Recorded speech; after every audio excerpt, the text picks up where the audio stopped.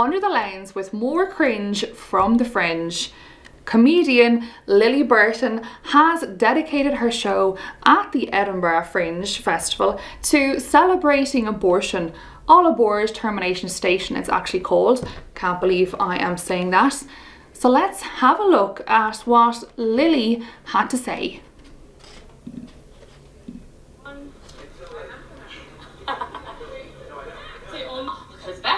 It can be traumatic, it can be painful, but also for a lot of women it's something we really celebrate, and I really wanted to get that across with the show. Lilly states that it can be traumatic and it can be painful. Now we agree on that much, Lilly, that abortion is traumatic and painful indeed. At SPUC, our hearts go out to women who have had an abortion and who are, struggling to come to terms with what has actually happened, the killing of their unborn child. Pro-abortion campaigners like Lilly making jokes about, their abortions will not in any way help post-abortive women who are suffering in silence. And the irony here in what Lilly is saying when she goes on to use the word celebrate, like the normalization of killing unborn children is sick, which I actually pointed out to her on her Instagram, but Lilly blocked me and then asked her followers to show support underneath it. Now, for those of us who didn't attend, a journalist from a small publication, Ellen Leslie, reviewed the play, stating that at one point Lilly crawls inside herself, visiting her womb to address the unwanted guest and marvelling at how wonderful yet messy this inside of her body is. In one particularly funny scene, she interacts with a real estate agent to get a referral to evict the tenant from her womb. Now this is absolutely absurd, and it's even more absurd that the journalist Ellen in this case even thinks this is funny, and you can see her review there. However, joining me today is my colleague William, who actually attended the show. William, can you give us insight into how you found the show, and on a scale of 1 to 10, how funny was it? You won't be surprised to know I didn't find it funny at all. All aboard at Termination Station. Essentially, it's as you said, Catherine, essentially a play solely from Lilly's perspective of her own personal abortion at the age of 19. And she makes very clear from the outset it was the first of 3 abortions that she had. It's not coming at it from a political perspective. It's solely, about her personal experience. The show is billed as a comedy. Of course, as you mentioned. And it did quite disturb me to look around the room and to see, it was a small room, about 20 people, the other 18, 19 people laughing at pretty much every so-called joke that she said. Of course, it's hard to see what's funny about it. There's this idea with contemporary comedy that everything is funny, that nothing's off limits, no subject is off limits. But clearly, the killing of unborn babies will never be funny. Exactly. Full stop. So, William, did you get a sense that the crowd were pro-life in the audience, pro-choice? What was the audience like? I felt fairly isolated as the only person, as I said, not laughing. So I would guess most people would see the billboard for a show like that and go only if they're pro-choice, I would imagine, or if they're just interested in observing like myself. But I think that's the thing about a show of this nature that completely glorified abortion, from start to finish, is that I imagine that some people undecided on the issue of abortion, or even indeed, some avowed pro-choicers would wince at some of the things that Lilly said. Such was the nature of it. I didn't quite get a vibe of whether people were laughing awkwardly because they had to, or they genuinely found it funny. So what was the content like in the act that she was doing? So as I say, it was about her personal story, imagining herself back then as a 19-year-old girl, going through what would be a traumatic experience for any 19-year-old girl. And interestingly, the majority of it was built around a dialogue between her her unborn child. Although, of course, she didn't refer to it ever as such.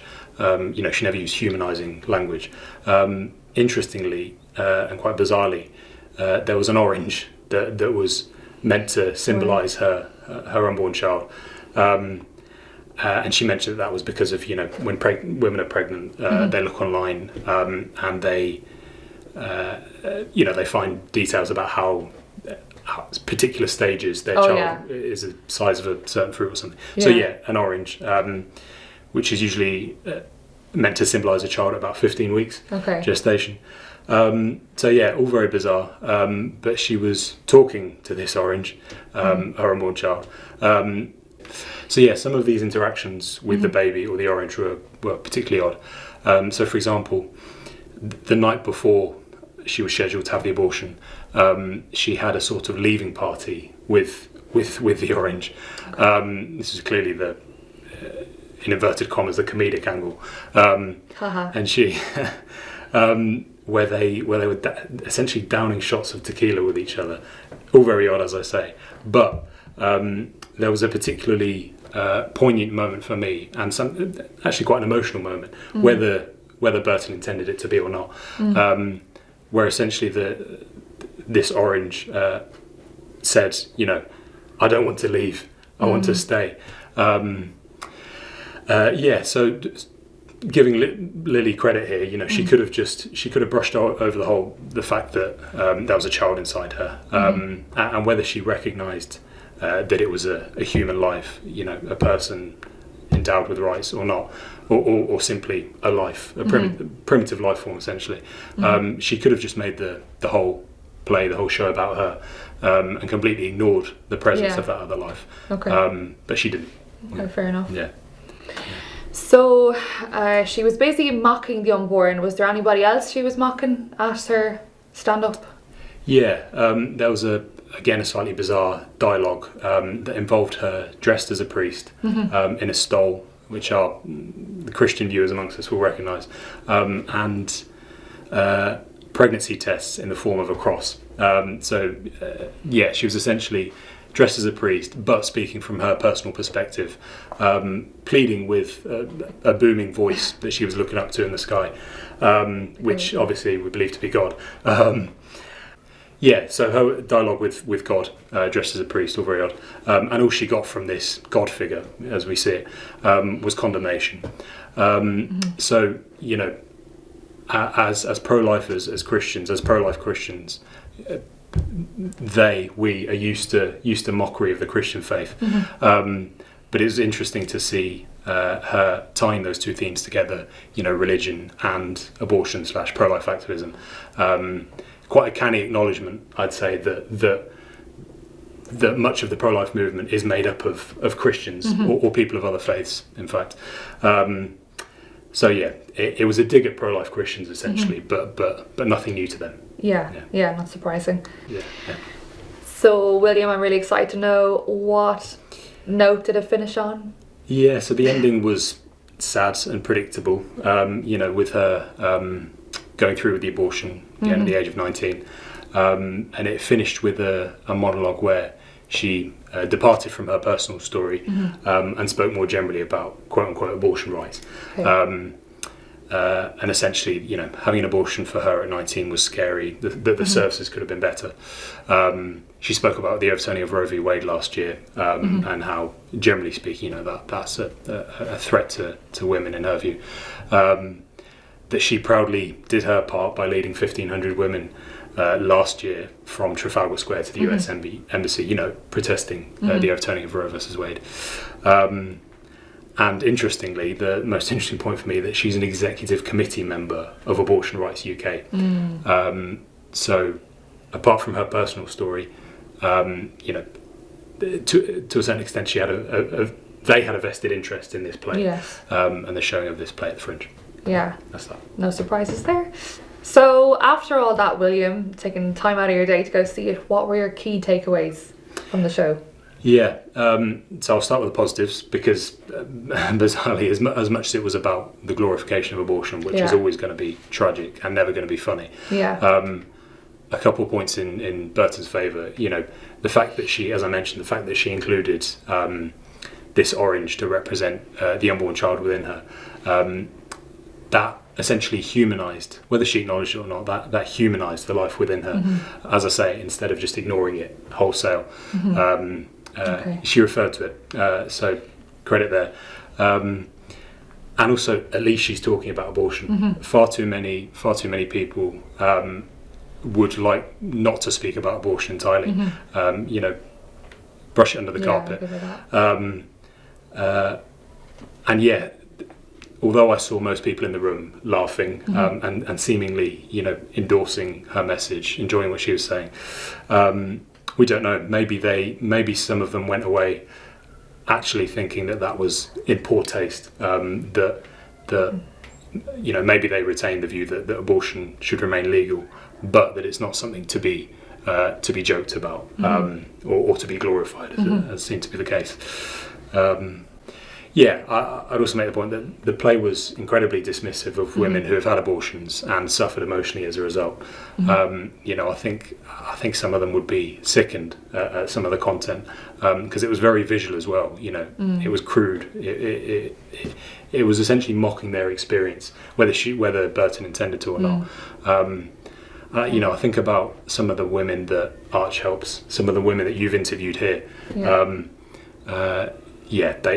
They would have found it very distasteful, and it seemed to deny their experience entirely. You know, So in Burton's defence, it was about her personal experience, and there was a trigger warning about the fact that it contained, you know, strong themes about abortion, but ultimately it was dismissive of their experience, of even entertaining the possibility that for some women, you know, it's not all singing and dancing as she was, that it actually represents something, you know, deep and harmful. Yeah, exactly. What did you think about the Fringe, like giving her a platform for this? Yeah, it's topical, given other pro-life shows that have been platformed at the Fringe in recent years and received huge blowback. I'm not surprised, of course, but it's worth saying this was one of 3 pro-abortion themed shows at the Fringe this year. And as I say, you consider the backlash in recent years of when theatres have essentially had to defend themselves when the media have gone after them for putting on a pro-life themed or even a vaguely pro-life themed show at the Fringe. The Fringe describes itself as an open arts access festival, but it does very much seem to favour pro-abortion themed plays to the detriment of pro-life themed plays. Not only that, you know, Burton's play was promoted not just by the festival but by the media, as you showed earlier. That interview, that very kind of lovey, sweet interview that she did with STV News. So sadly, nothing new, but the Fringe in future years really does need to commit to platforming an array of voices, not just those that all views. Yeah. Thanks, William, for that, and thank you for joining me on Under the Lens. Thanks very much. Thank you. Cheers. An abortion kills at least one human being and often devastates the lives of many others, including mothers and fathers. Shows like Lilly's are extremely disrespectful to post-abortive women, as we've heard from William what actually took place. The Edinburgh Fringe is hailed as the world's greatest platform for creative freedom, yet the recent suppression of pro-life ideas at the Edinburgh Fringe demonstrates that creative freedom is only offered to those who adhere to society's standard of acceptability. Now, the Fringe says it is open access, as like William was pointing out, and it is up to artists and venues to decide what shows come to the festival every year. Distasteful and crass abortion extremism is on the rise, and it is vital that the pro-life movement is ready to meet it.